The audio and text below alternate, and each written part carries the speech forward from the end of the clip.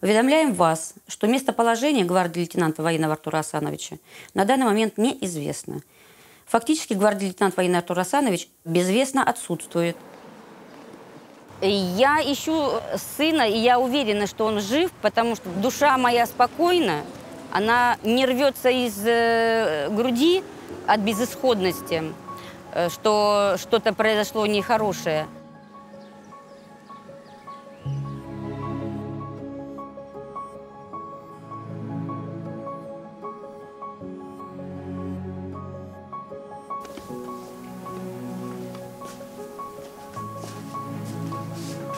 Каждый день, 24/7, я пишу письма во все структуры, начиная от Министерства обороны, заканчивая всеми поисковыми группами, которые на сегодняшний день занимаются помощью родственникам пропавшим военнослужащих.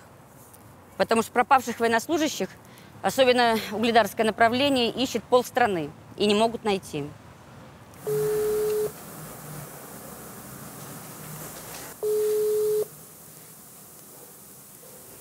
Алло, да, Оля. Верочка, привет.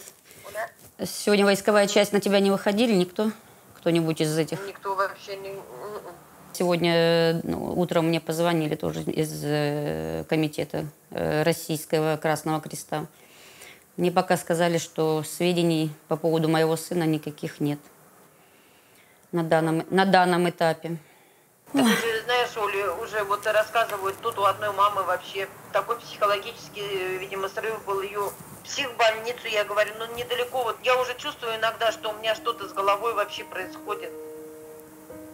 Я говорю, Господи, хоть бы дождаться, я говорю, и вот с ума просто не сойти, просто с ума не сойти. 3 месяца. 3 месяца, да. Ровно 3 месяца прошло.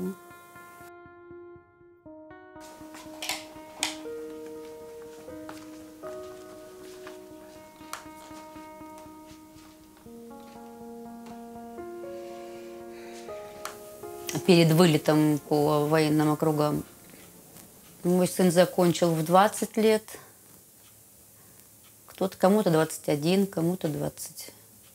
Ну да, не больше. Никто не думал, что будет то, что произошло 24 февраля 2022 года.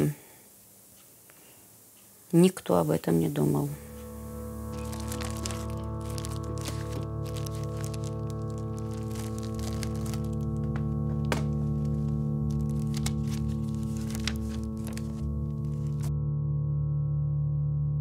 Ему делали кучу операций по извлечению осколков со всего тела. У него ноги были обморожены до колена, 6 ребер поломаны, 2 из них со смещением, 2 прострела огнестрельных, тяжелое радиационное облучение, так как они первое время находились на охране Чернобыльской зоны. В позвоночнике у него очень-очень-очень много очень мелких осколков, которые в поясничной зоне, которые вынуть нельзя никогда.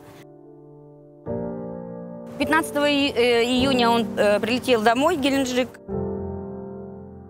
Ну, мать, естественно, же приходит утром, он спит.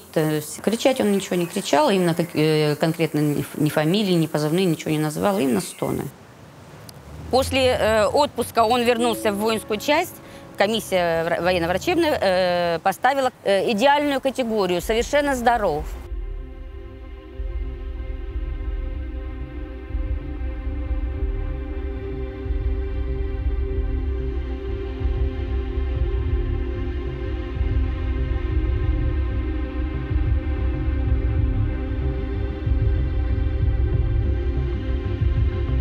Мам, все будет хорошо, я тебя люблю. Не волнуйся, все будет хорошо. Давай, пожалуйста, не волнуйся. Как-то так. Я же не знаю, что сказать.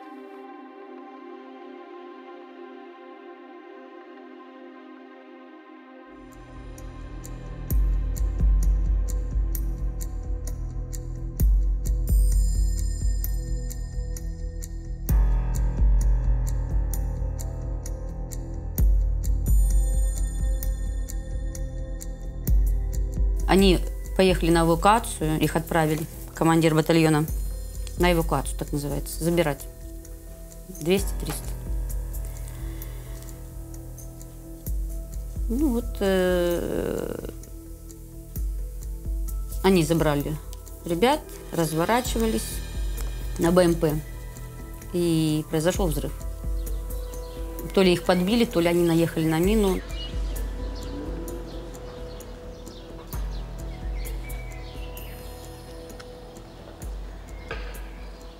Потом проходит какое-то время, и мне показывают видео, где я вижу настоящую картину той ситуации, которая произошла там.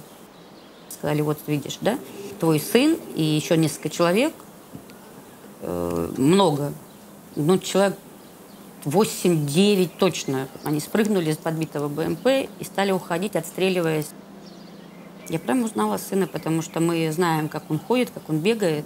И у него амуниция была отличная от всех, потому что мы закупали всю амуницию, всю свои личные деньги.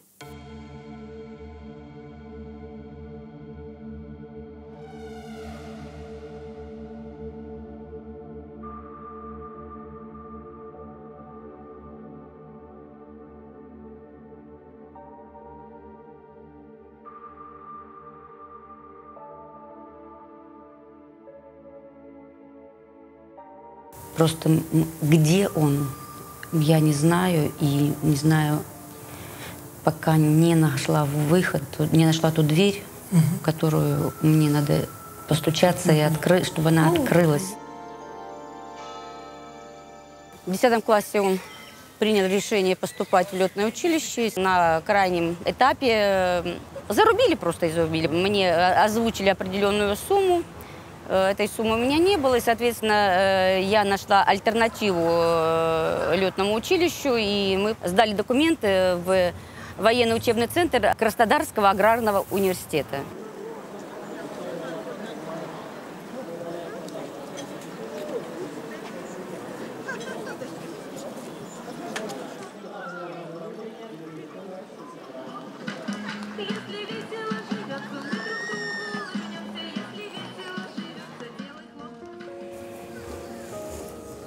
Ощущения войны в городе не было, нет. Местное население не думало о делах наших насущных. Люди, которых это все не коснулось в нашем городе, эту тему они поднимать не желают, обсуждать ее они не желают. Им это совершенно неинтересно. Вся страна оказывает посильную поддержку жителям Белгородского приграничья. Смотрю новости о том, что происходит в Курске, Брянске, Белгороде. А о наших информации так никакой и нет. Надо сдать анализ на исследование ДНК. Этот анализ отбирают у каждого родственника, если у военнослужащего родственники есть. Я обязана это сделать для самой себя, чтобы понять, что в морге города Ростова-на-Дону моего сына нет.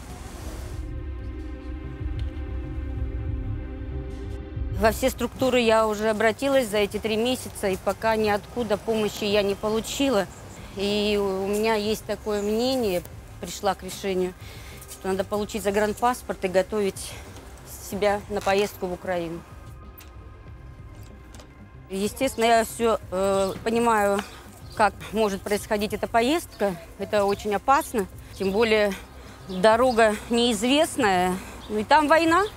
Да, мне страшно, да, мне непонятно, как я это должна сделать. Но я это должна сделать любыми путями, потому что все другие возможности уже использованы.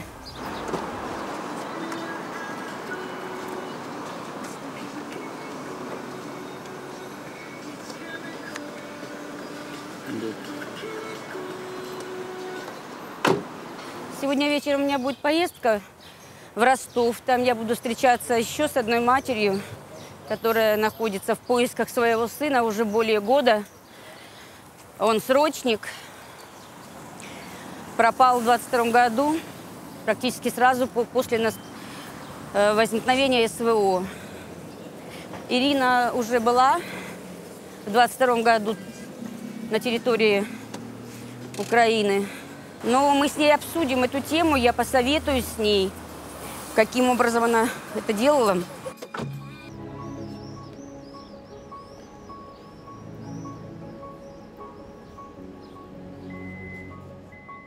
моя личная тема – поговорить с ней воочию на предмет, каким образом она в прошлом году была на территории, где проводится СВО, с чем это сопряжено, потому что 22 год – это одна история, 23 год – это совершенно другая история в рамках проводимых мероприятий на территории СВО. И все это сопряжено с очень сложными законодательными мероприятиями, еще и пересечение границы между Россией и Украиной, это сопряжено с уголовными последствиями. Поэтому, если есть вероятность на сегодняшний день, то эту тему я просто хочу обсудить, и что она скажет, к какому мнению мы сможем в беседе с ней прийти.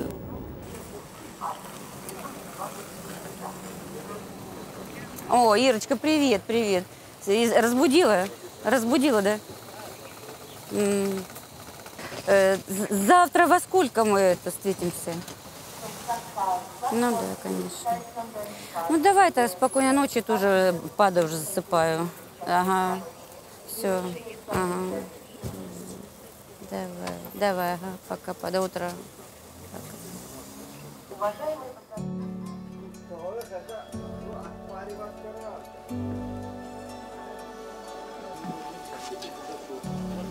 Пока жду Ирину, зашла на рынок посмотреть что-нибудь для Артура. Если вот парень прилетит, мой сын, и надо будет одеть, ну, в летний, естественно, такой спортивный стиль. Футболка, шорты. Футболки от 1500 начинается до 2500. Девочки, зайдите, пальто, куртки, девочки, платье шикарное. Ирочка, привет. Ой, слава богу, дождалась тебя. Я... Сидишь с белой сумкой. Да. Ой, привет. Ой, привет. Да. Ну, наконец-то встретились. Господи, сколько времени. Где? Да, и где, да, в Ростове. Господи, в Ростове, батюшки. Оленька, привет. Горе матери. Ой, мы горе матери. Да. Господи, я сегодня так нервничала, ты не представляешь. Знаешь, я хотела что у тебя спросить. Вот какой способ поехать туда? На Украину? Нет, у меня задача это стоит. Все в визе и через ЕС. У меня все есть, как надо туда попасть, что нужно для этого. Единственное, нужно подтверждение с украинской стороны. А они нам пока такого подтверждения не дают. Как бы до ноября месяца в прошлом году они еще приглашали, а на самом деле приехать невозможно. Говорят, что приезжайте, мы готовы с вами со всеми. То есть, другими словами, они не отказывают, как бы, да? То есть, но они пишут везде, говорят, что приезжайте, да, приехать туда невозможно. А регламент не выстроен, да? Да, получается так. Уже не знаю, куда бежать, кому кричать, куда стучать. Мысли роятся в голове. Пытаюсь их останавливать, успокаивать. Многие мамочки, может быть, скооперировались каким-то образом и, может быть, нашли бы какой-то способ поехать туда. И других альтернативных вариантов, в принципе, нет, да, на данный момент? Есть одна альтернатива. Прекратите СВО и найти всех своих детей. Вырастила сына, выучила. Проводила в армию. И ищу второй год. Второй год ищу. Не могу найти ни живым, ни погибшим. Начиная с июля того года, 2022, я не вылезаю из Ростова. Я каждый день ходила в морг, как на работу. Сама нашла погибших, нашла родителей. Так это больше 100 человек. Это я, мама. Я своего сына ищу.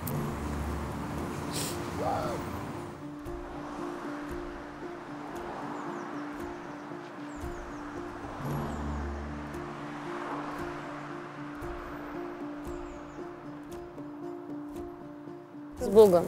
Господи, благослови нас. Богом. Мы найдем наших мальчишек. Ир, не плачь, я тебя прошу. Пожалуйста, я не остановлюсь.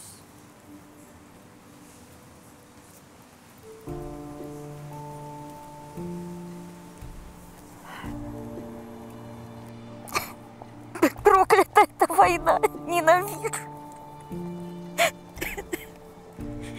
Будь прокляты все те, кто это сделал. Кто это затеял.